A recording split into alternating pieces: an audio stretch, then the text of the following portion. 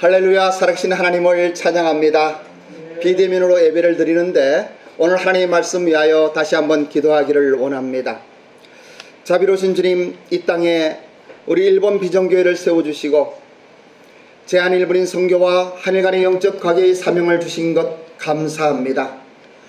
비록 두 주간 우리가 비대면으로 예배를 드리지만은 또 이렇게 방송을 촬영하며 이 예배를 통하여 영상을 통하여 있는 각처에서 주님의 말씀을 듣게 하시는 것 감사합니다. 있는 그곳에 하나님의 은혜가 임하게 하시고 크신 하나님의 놀라운 기적이 우리의 삶 속에 적용되게 하옵소서. 감사드리며 존귀하신 예수님의 이름으로 기도드립니다. 사랑하며 존경하는 일본 비전 교회 가족 여러분, 코로나의 변이로 인한 극심한 상황에 4단계 조치로 모든 종교 행사가 2주간 비대면으로 실시해달라는 정부의 방역 지침에 기도하며 순응하기로 하였습니다. 살아계신 하나님의 그 놀라운 은혜를 지금 이 시간 여기에 계신 분들 뿐만 아니라 가정에서, 사업의 현장에서 이 시간 예배를 드린 여러분들에게도 임하기를 주님의 이름으로 축원합니다. 본문의 말씀을 봉독하여 드리겠습니다. 본문의 말씀은 요한복음 6장 16절로 21절의 말씀으로 큰 바람이 불고 파도가 칠 때, 큰 바람이 불고 파도가 칠 때라고 하는 제목으로 살아계신 하나님의 말씀을 대언합니다. 16절, 저물매 제자들이 바다에 내려와서 배를 타고 바다를 건너 가버나움으로 가는데 이미 어두웠고 예수는 아직 그들에게 오시지 아니하였더니 18절, 큰 바람이 불어 파도가 일어나더라. 19절, 제자들이 노를 저어 10여리쯤 가다가 예수께서 바다 위로 걸어 배에 가까이 오심을 보고 두려워하거늘 20절, 이르시되 내니 두려워하지 말라 하신대 이에 기뻐서 배로 영접하니 배는 곧 그들의 가려던 땅에 이르렀더라. 이 예수님께서 바다를 걸으신 이 사건은 복음서 4곳에 모두 기록되어 있습니다. 왜냐하면 그 의미가 매우 중요하고 크며 깊기 때문입니다. 그러나 복음서마다 본문의 사건을 기록한 시각이 각각 조금씩 다른 것을 보게 됩니다. 요한복음에는 빠져 있지만은 마태복음에서는 예수님께서 바다 위를 걸으시는 것을 보고 베드로가 청하여 바다 위를 걷다가 빠지는 내용이 소개되어 있고, 또 마가복음에서는 예수님이 바다 위를 걸으시는 것과 오병이어의 기적을 깊이 연관시켜서 그 관계를 묘사하는 것을 볼 수가 있습니다. 요한복음은 사건의 연대별 기록보다는 그 사건이 갖는 의미를 중심으로 연결하여 그리고 하나님의 신성에 대한 영적 깊은 의미를 말씀하고 있기 때문에 다른 복음서하고는 조금 다른 그러한 특이한 부분이 있습니다.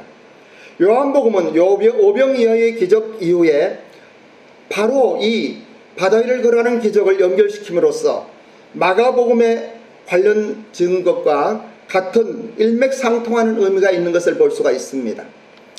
예수님이 바다 위를 걸으시는 것과 오병이어의 기적과 관계를 보다 깊게 이해하고 은혜를 나누기 위해서 마가복음의 말씀을 여러분들에게 소개하는 것이 좋겠다고 생각이 됩니다.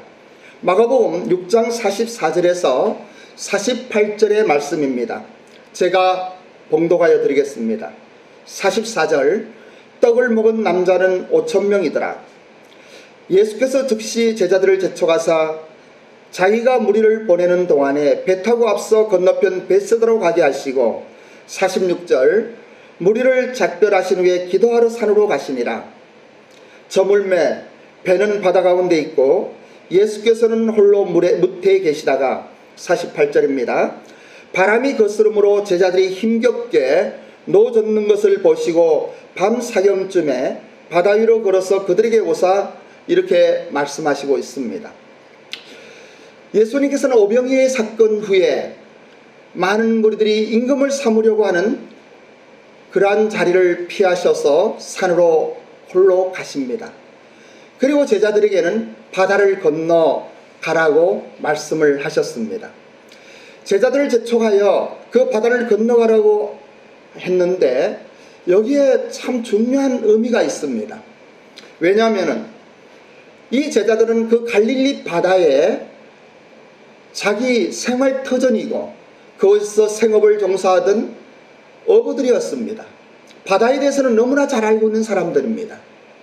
그들은 예수님이 말씀하시니까 그 바다 위를 건넜는데 아마도 가버나움과 베스다라고 이야기하는 것을 보면은 그 큰 갈릴리 바다 호수에 저 끝쪽으로 건너가는 것이 아니고 바로 이렇게 건너가는 것 같습니다. 그러함에도 불구하고 그곳에 풍랑이 몰려옵니다. 그동안에 풍랑을 만나 위험에 처한 제자들에게 예수님이 걸어오시는데 본문에 자세히 보면은 예수님이 유령인가 하여 큰 비명을 지르는 사태가 일어납니다. 오병이어의 기적은 예수님을 정치적, 경제적 메시아로 추대할 만한 놀랍고 충격적인 사건이었습니다. 가난에 시달린 백성들에게는 자기 배를 채워주는 이 하나님의 사랑과 긍휼에 넘치는 지도자가 눈에 보였습니다. 그들을 왕으로 삼기에 충분한 사건이었습니다. 그래서 그들은 외칩니다. 우리의 왕이 되소서. 궁중들의 함성이 하늘을 찌를 듯 하기에 충분하였습니다. 예수님은 사실은 그러한 것들을 통해서도 영혼 구원을 위하여 살아계신 하나님의 은혜와 그리고 하나님께서 보내신 독생자 예수 그리스도의 영적인 메시아됨을 그 하늘나라를 선포하기 위하여 이 땅에 오셨음에도 예수님은 세리 요한과 같이 외칩니다. 회개하라, 천국이 가까웠다. 그런데 무리들은 배불리 먹은 그 떡의 기적으로 그들의 왕으로 삼으려고 합니다. 참으로 이러한 사건을 보면서 우리는 많은 것들을 생각하지 않을 수가 없습니다. 이 사람들은 영혼의 문제에는 관심이 없었습니다. 오직 이 땅의 축복만을 요구합니다. 오늘의 본문은 기독교가 현세적인 요구만을 채워주는 종교가 아님을 설명해주는 사건으로 내용이 아주 신중하고 중요하며 깊은 의미가 있는 것입니다. 오병이어의 기적으로 오해되는 것을 풀어주고 진실로 기독교의 신앙이 무엇인가를 증명하여 주는 사건이라고 할 수 있습니다. 제자들은 풍랑이 일구는 바다 위를 이 조그만 배를 타고 항해하고 있었습니다. 제자들은 이 바다를 너무나 잘 알았기 때문에 그때 풍랑이 올지 안 올지를 알 수도 있었고 또 혹시라도 예수님이 이 사건을 정개하기 위하여 하나님께서 그 풍랑을 보내셨는지도 모르겠습니다. 어찌하든 거기에 탄 이 제자들은 생업이 어부이고 갈릴리 바다를 잘 아는 분들이었습니다. 그 바다에서 일어나는 일에 대해서는 가장 자신이 있는 사람들입니다. 그런데 본문에서 그 바다에 익숙하던 이 뱃길에서 제자들은 감당하지 못할 위기에 봉착하고 있습니다. 폭풍이 몰아오고 큰 파도가 몰아치는데 이 제자들은 감당할 수가 없었습니다. 이대로라면 물에 빠져 죽을 수밖에 없던 것입니다. 뱃사공으로 할 수 있는 모든 잠재력을 다 발휘했지만은 불가능합니다. 곧바로 죽음의 위기가 부딪힌 것입니다. 바다에 익숙하다는 것, 그리고 훌륭한 뱃사공이라고 하는 것은 어떤 사람들을 가리키고 있습니까? 그러나 아무리 훌륭하고 실력 있는 뱃사공이라 하더라도 이미 항해 중에 몰아치는 그 폭풍을 비켜가거나 잠재울 수는 없었습니다.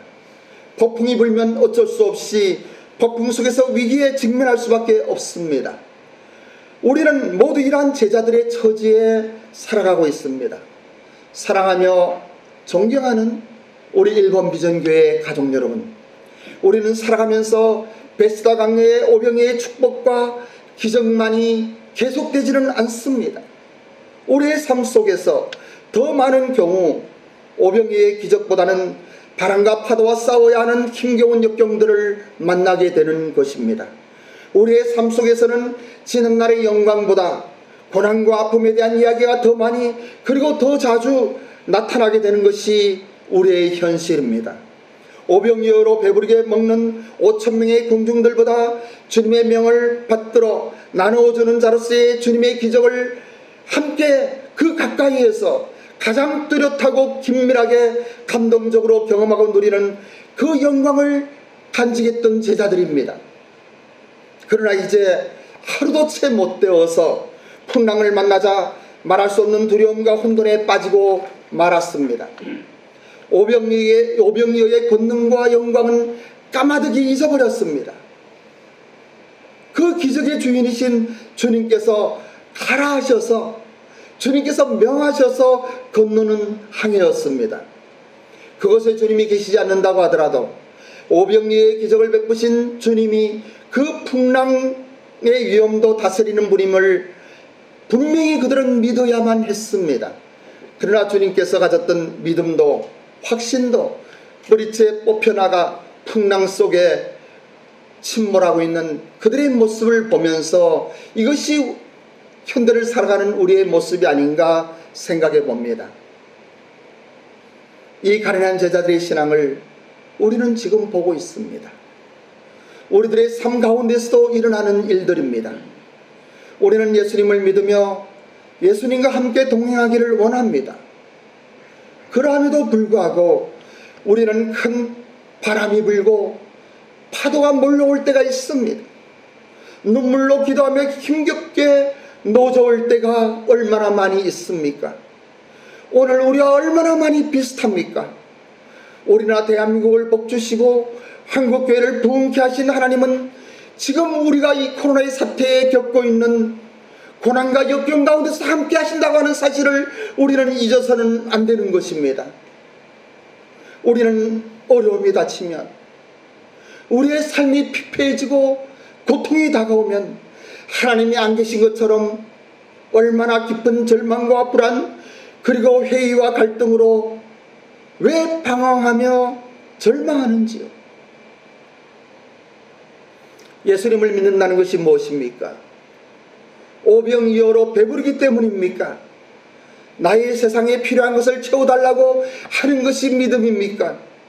마음 묻힐 곳이 없어 어디 정신수양이나 하고 구두의 신을 찾고자 신앙생활을 하는 것입니까? 아니면 썬데이 크리스천으로 주일이 되니까 종교적인 의무감으로 그저 교회에 나오고 있는 것입니까? 물론 예수님 안에서 우리가 누리는 현세적 축복도 엄청납니다. 우리는 음부의 권세가 주장하지 못한 그러한 자들입니다. 이 땅에서 풀면 하늘에서 풀리고 이 땅에서 묶으면 하늘에서 묶이는 주님의 몸된 교회에 속한 능력 있고 하나님께서 가장 관심을 가지며 우리를 살피시는 그러한 존재들입니다. 물질의 복과 장수의 복뿐만 아니라 이 땅에서의 번영에 대한 축복의 약속과 그리고 그 형통을 약속받고 살아가는 사람들입니다. 그러나 기억해야 하는 것은 이러한 것들은 우리가 누리고 있는 축복의 부수적인 것들이라고 하는 것입니다. 따라오는 부속물에 불과합니다. 언약의 본질이 아닙니다. 이 세상의 전부가 아니라는 것입니다. 우리는 이 세상의 형통과 축복만을 위하여 존재하지 않습니다. 우리는 더 낫고 영원한 사업, 곧 하나님께서 예비해 놓으신 하늘나라가 있음을 놓쳐서는 안 되는 것입니다.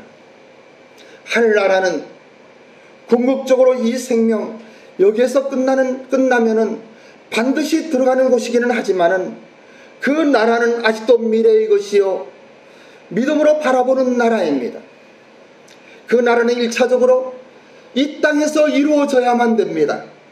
오늘 여기 내 안에 그리고 내 가정 안에 내 사역과 사업 위에 내 삶의 대지 위에 그리고 우리가 섬기는 이 교회 안에서 이루어져야만 되는 것입니다.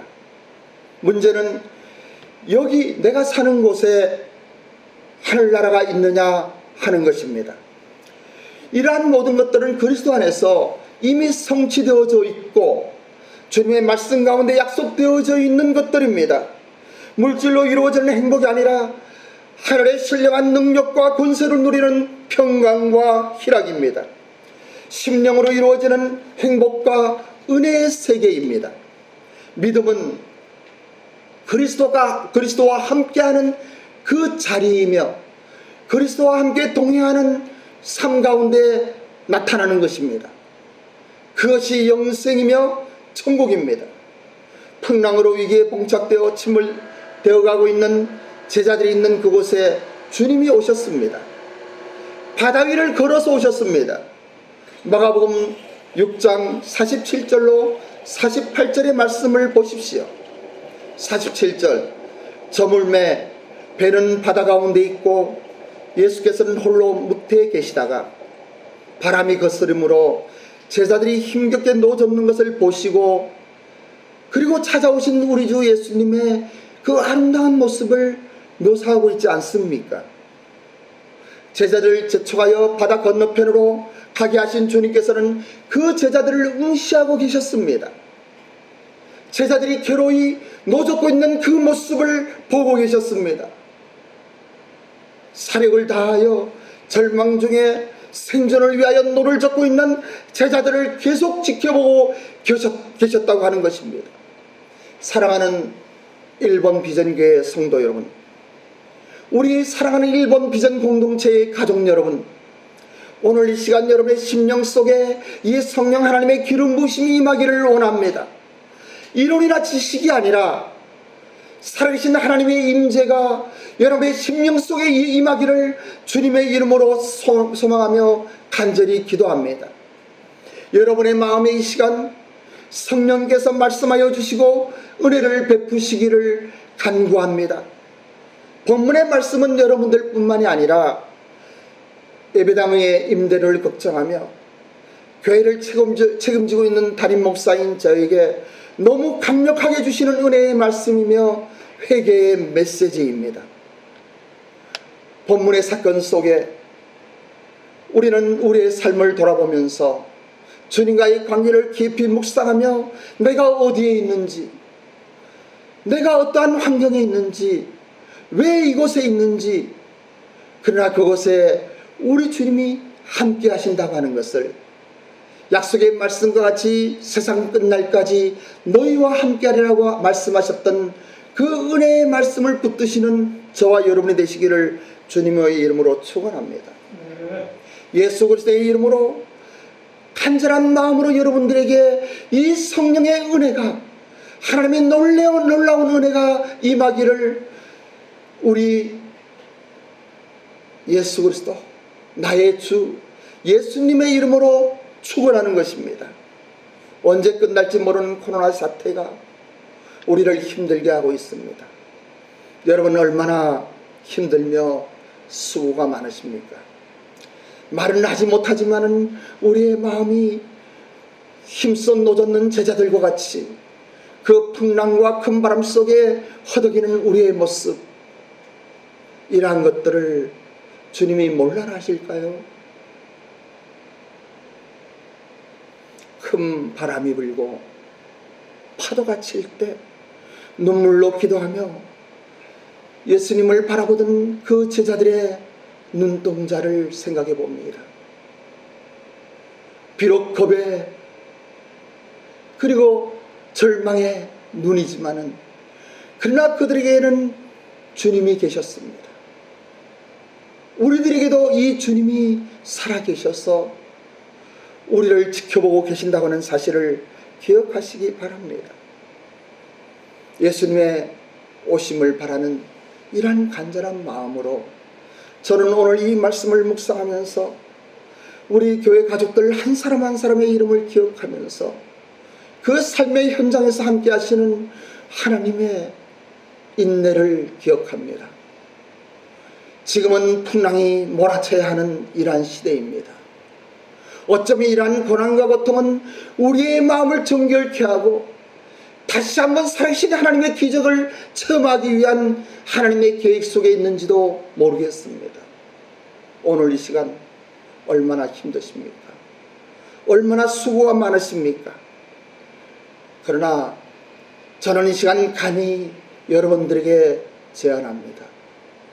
그리스도의 은혜와 평강이 여러분의 심령에 임하기를 소망하면서 이 살아계신 하나님을 참으로 믿음으로 바라보며 우리 주 예수 그리스도의 십자가의 그 공로의 사역을 가슴 깊이 생각해 보라고요.